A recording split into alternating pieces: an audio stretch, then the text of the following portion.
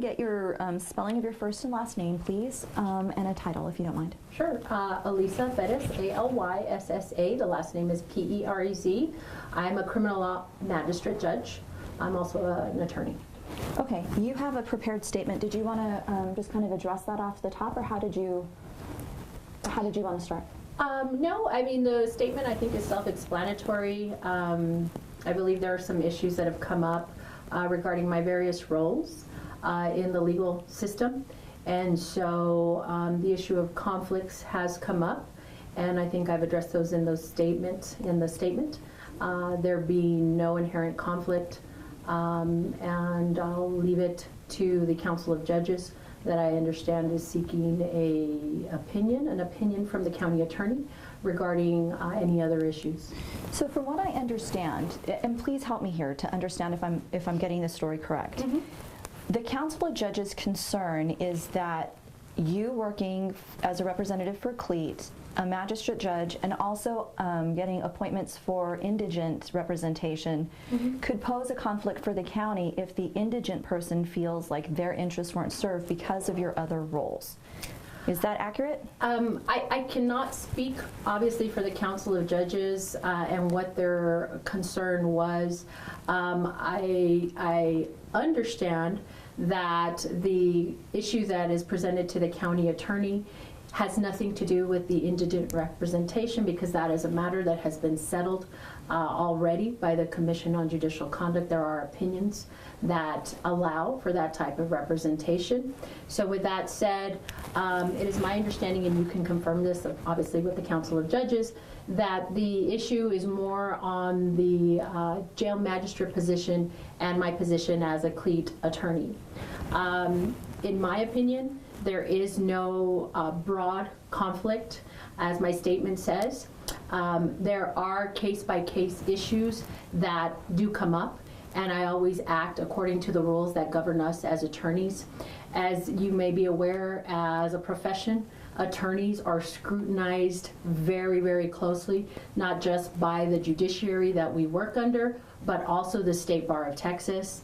To date, in terms of any type of complaints, I have never had a complaint about my fulfilling those roles, and it is definitely something that I have always disclosed in my representation, either as a CLEAT attorney or when I was appointed by the Council of Judges to be a jail magistrate judge. And that happened about 2 years ago, you said? Yes, ma'am. I believe just the end of 2015 when the program first started. So I just briefly looked over this. I actually haven't read the whole thing, but you mentioned in here about removing yourself from matters where such conflict exists. How often have you removed yourself?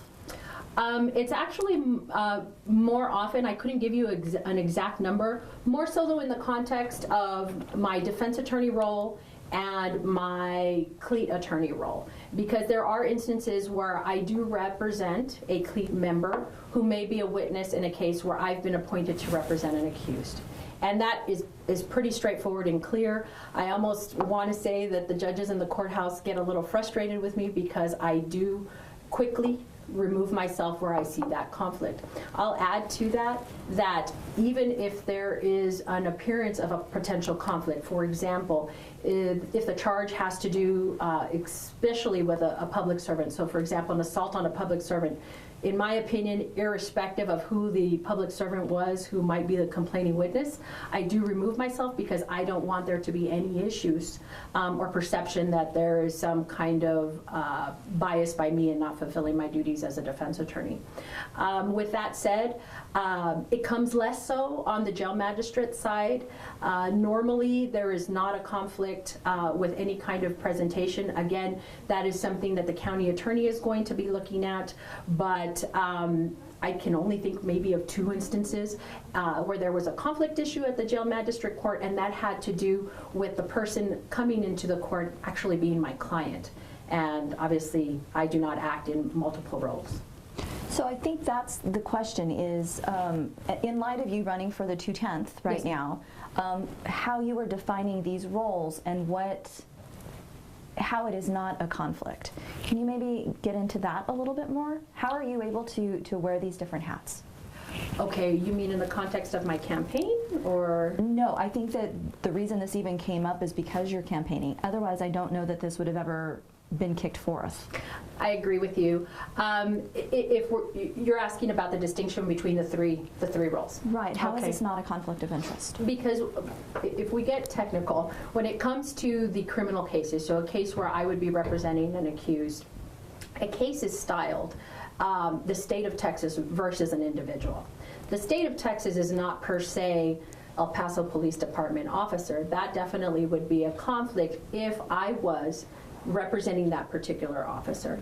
And so that's where the rules that govern attorneys is very clear on conflict.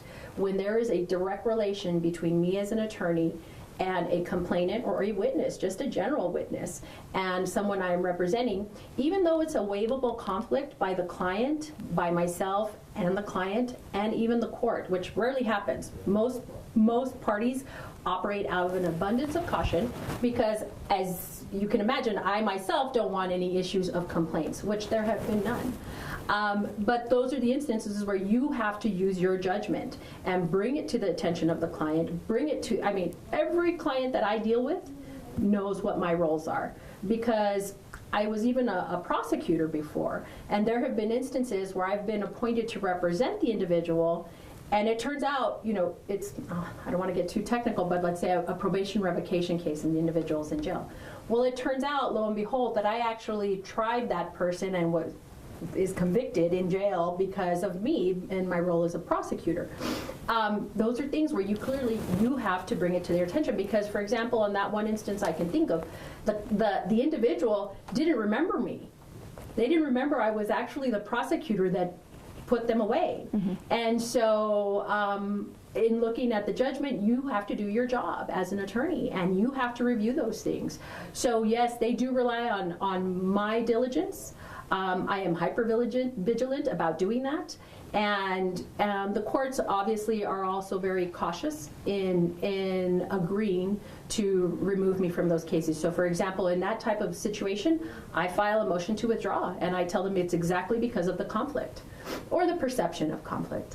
How often are you assigned to cover for somebody who can't afford an attorney, an indigent representation? I don't have an exact number. It is a substantial part of my practice. It just comes and goes. I couldn't give you an exact number. I can look that up, but I don't have an exact number. So if it's a substantial part, but you also represent CLEAT, which may Yes. be the officers who have investigated perhaps one of the people you are having to represent, mm-hmm. How do you navigate that? It's operating, although in two aligned worlds, two separate worlds. My duties as a CLEAT attorney include representing officers on any kind of administrative matter, okay? And so that includes things that may not be related, and usually are not related at all, to a particular criminal investigation. So when we're talking about CLEAT representation, first of all, it is not a blanket. I am not every officer's or every deputy's or every constable's attorney, only those that come in here seeking that help. Now that help is the type that, I'll give you an example. If someone is suspected of abusing sick leave, right, and there are policies that's an administrative proceeding, and they can receive suspensions, they can receive disciplinary action. That does not preclude them being in a scenario where a criminal case is pending. However, I will tell you this: if I have talked to an officer in an administrative role, and that officer then is a witness in a case, I withdraw. And I tell you this because, although by the rules it is not a direct conflict, I do not want the perception that something is not correct.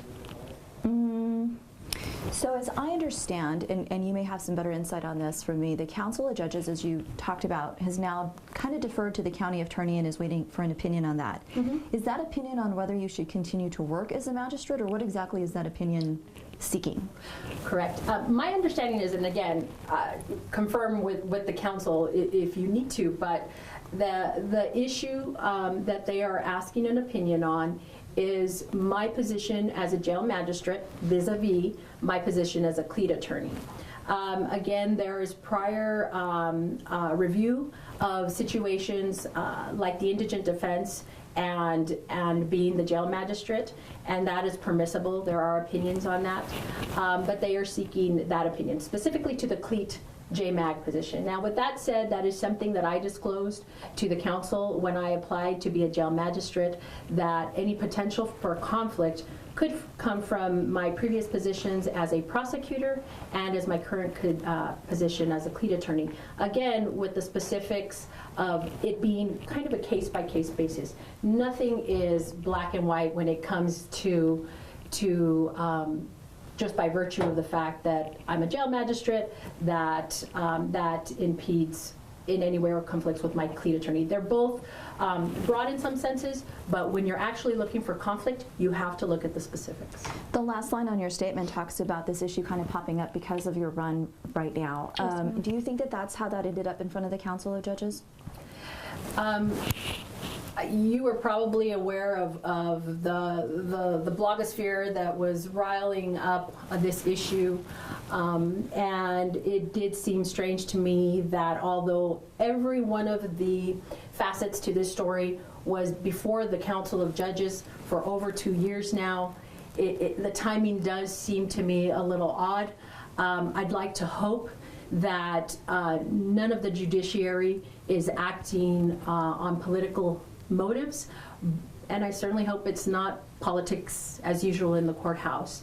I firmly believe that any scrutiny that they need to go through, whether that be a county attorney opinion or any other research, is a good thing, because it will hopefully settle once and for all the speculation and I think misinformation that is being put out. It's my understanding from the Council of Judges that as they were having this, it really did cause a conflict between those members that were there. There were some that are very much in line with you and feel, as you've said, that this hasn't been an issue for the last 2 years, so why now? And others who feel that judges, if you were to get into the district court position, should be held to a higher standard, and that this could be a conflict, and this could shed a negative light on the judiciary. What is your opinion on this? I'm not going to speak to what various members' personal beliefs are or concerns were. If the process is to seek an actual opinion that clarifies that and helps them alleviate any concerns, then I welcome that. Is there anything more that you want to add? No, ma'am. Let me just look through my notes here real quick, but I think we've pretty much have covered almost everything that I had ready to go.